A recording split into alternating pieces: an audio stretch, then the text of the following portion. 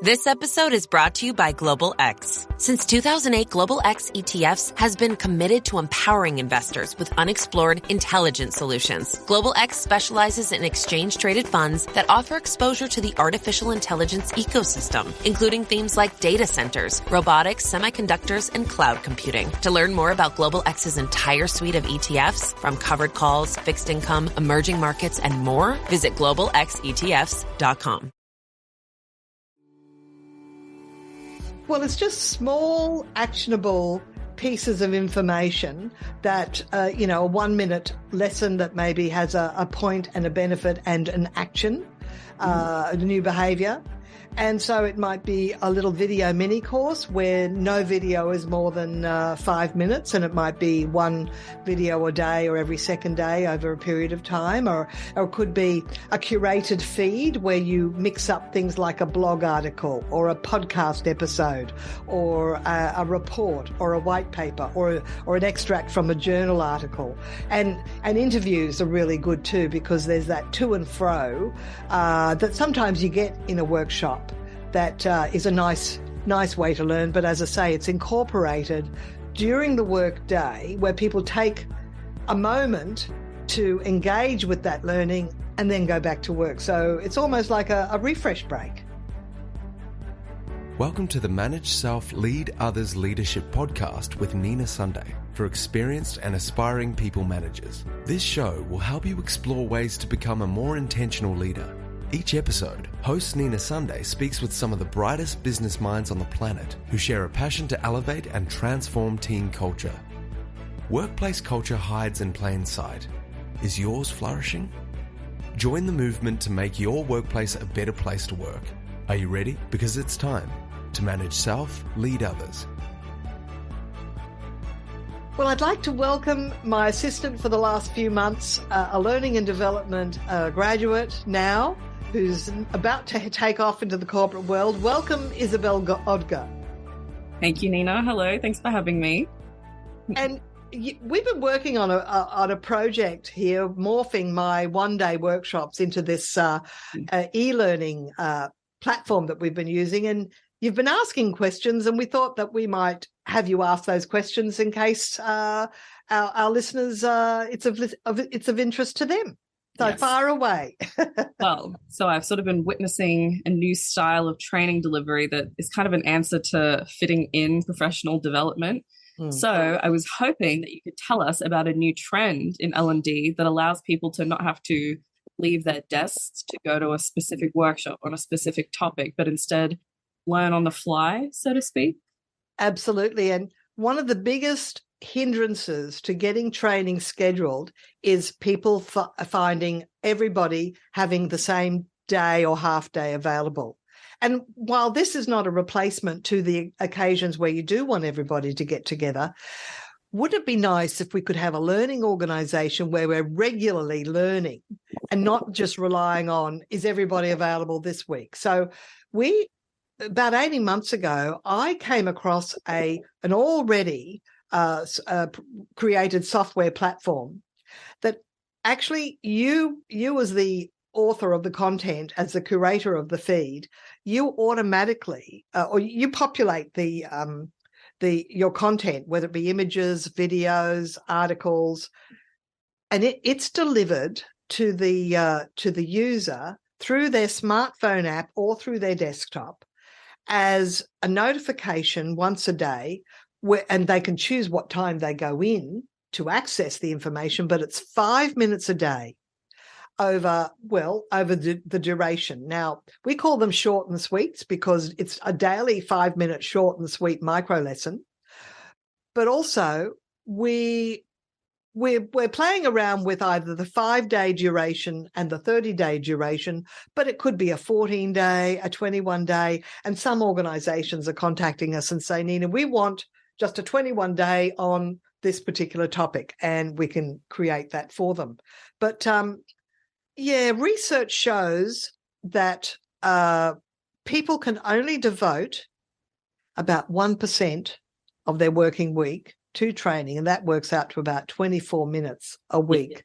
So learning in the flow of work is a term that was first coined by Josh Bersin back in 2018. So what exactly is learning in the flow of work?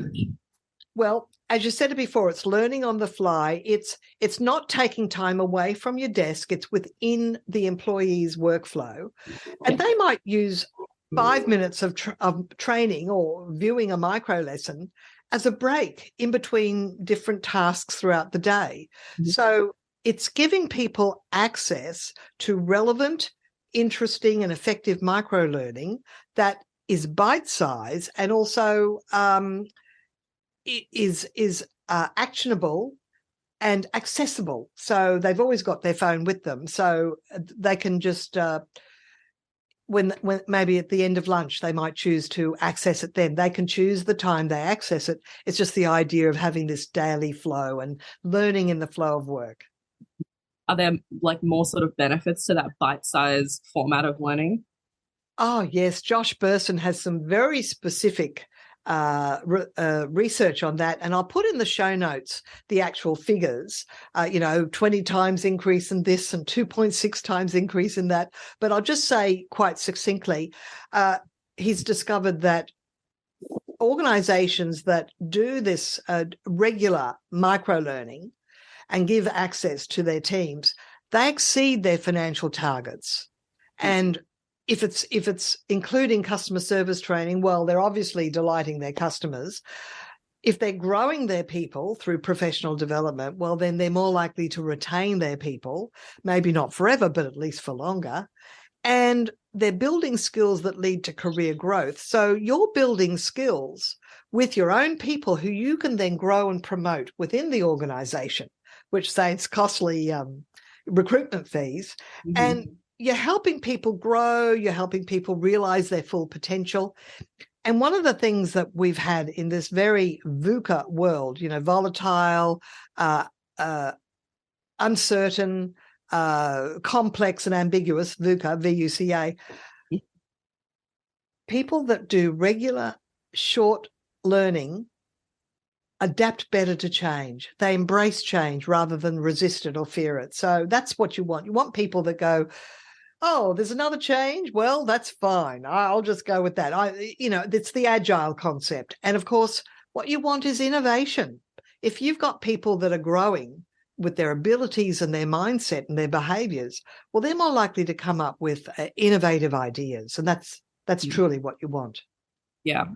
So learning in the flow of work uses micro-learning. Do you have any sort of specific examples of what micro-learning could look like? Well, it's small bite-sized learning, usually with some actionable steps or behaviors at the end.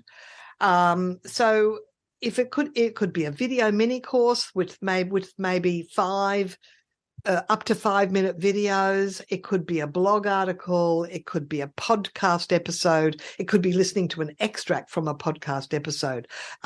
It could be a report. It could be an extract from a journal article. It could be a fireside chat, but recorded. It could be one of the senior leaders of your organization talking about one of the topic themes. Yep. And of course, that's an opportunity for the people, if it's a closed group experiencing it as a group, you can actually have senior leadership sending messages through interview and through short videos to the team members. So in my short and sweets, we call them, I'm the main curator, I'm the main person on the videos, and people are sort of participating on day one together, and they go through all the different steps over either the 5-day or the 30-day short and sweet learning experience.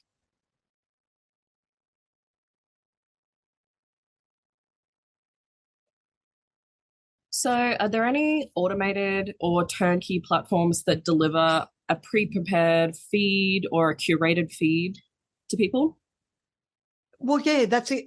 That's probably what I was describing, in that it's not a platform that's already got the content. Right. You create the content, or you can access the content. Like for example, if you had the rights to a TEDx talk or a YouTube talk, well, then that's something that can go in. You just decide what it should be.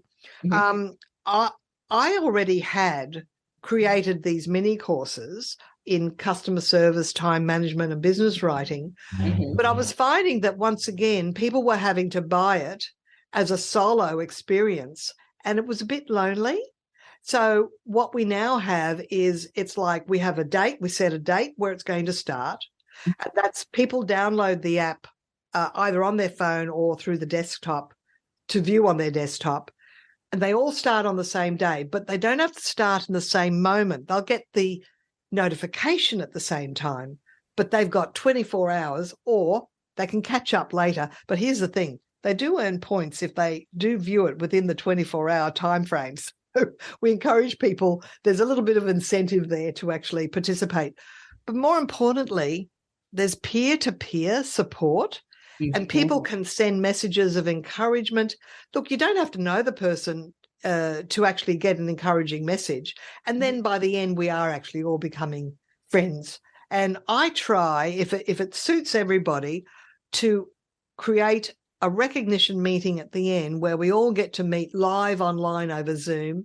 I try and make it so it crosses time zones, because we've usually got people from the United States, Europe, as well as Australia participating, because they can, because it's not at any one time.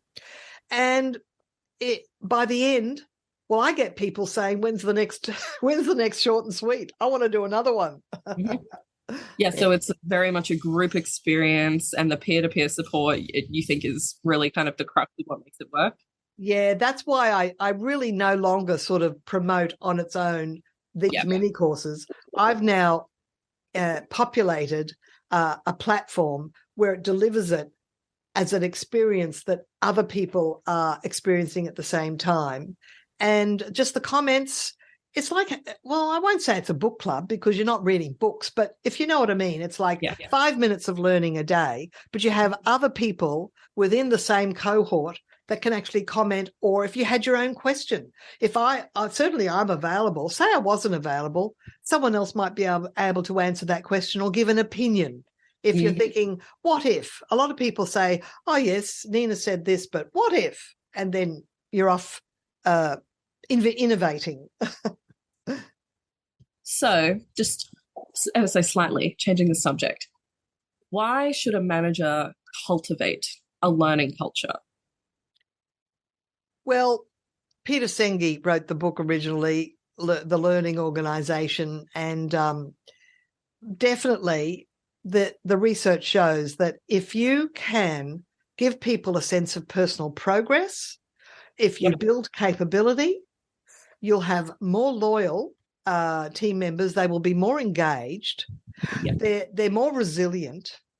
They're less likely to have mental health issues. So you're cultivating a mentally healthy workplace. And of course, if you've got people that are not stressed but expressing more joy and happiness at work because they're learning how to overcome difficulty, and they're doing it together as a group because you're building skills as well, well, it's less of a headache for you. So what's in it for you is the organisation gets a happy, engaged workforce, but at the same time, you're facilitating the growth for your workers. So it's a win-win. I know some companies organise access to a vault of learning videos and resources. Yes. You know what? Twice in my life, I've had, more than twice, I've had access to a whole vault of training materials, and I get started and then I kind of peter out, and it's kind of the, what goes up must come down. There's no one else doing it with you at the same time or that you know of, and you don't have the opportunity to converse, to share an opinion. It's a bit like in a Zoom meeting, you've got the chat box and people make a comment, then other people make a comment. So it's that whole group experience. So I like the fact that it's like you've got your own little chat box for the duration of the short and sweet. And that way you feel connected to Yes. other people in the learning process. Yeah. Mhm. You know, Bersin has a name for it, Josh Bersin. He calls it growth in the flow of work. Growth in the flow of work. I see. Instead of just learning in the flow of work, it's growth Yeah. in the flow of work. Uh-huh. Well, listen, if listeners would like to know more about the platform that you use and how you've been sort of morphing your face-to-face programs into these actionable 5-minute-a-day bite-size pieces, can they contact you? Oh, absolutely. I encourage them to do so. And think about this. It's not just whether you want to register your people or yourself for one of my short and sweets. And you don't have to call it short and sweet. You can call it whatever you like. You might have content that you personally or your in-house trainer, you might want to schedule them to use the platform to deliver your own content. So you could do how to fly a plane if you wanted to. Although maybe that doesn't lend itself to microlearning, but maybe that's a good reinforcement after the actual flying a plane sessions. So, you know, how to change a tire on a wheel on a big truck. So whatever.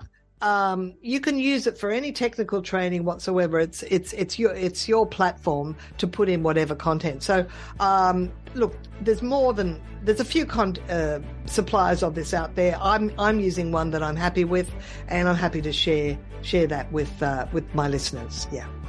Well, it definitely sounds like it's got a future in this sort of evolving, continuing workplace that we're seeing. So it's been great to hear all about it from you, Nina. Thank you so much for the conversation today. Thank you, Isabel. Thank you so much. And it's been a pleasure talking with you today. Thanks a lot. Thanks, Nina.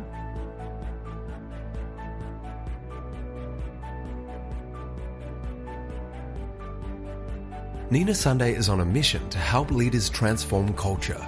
To book Nina Sunday CSP to speak at your conference, visit ninasunday.com to request a proposal. Nina travels from Brisbane, Australia for in-person presentations Australia-wide. Twice certified virtual presenter, Nina Sunday presents virtually, globally, for any time zone.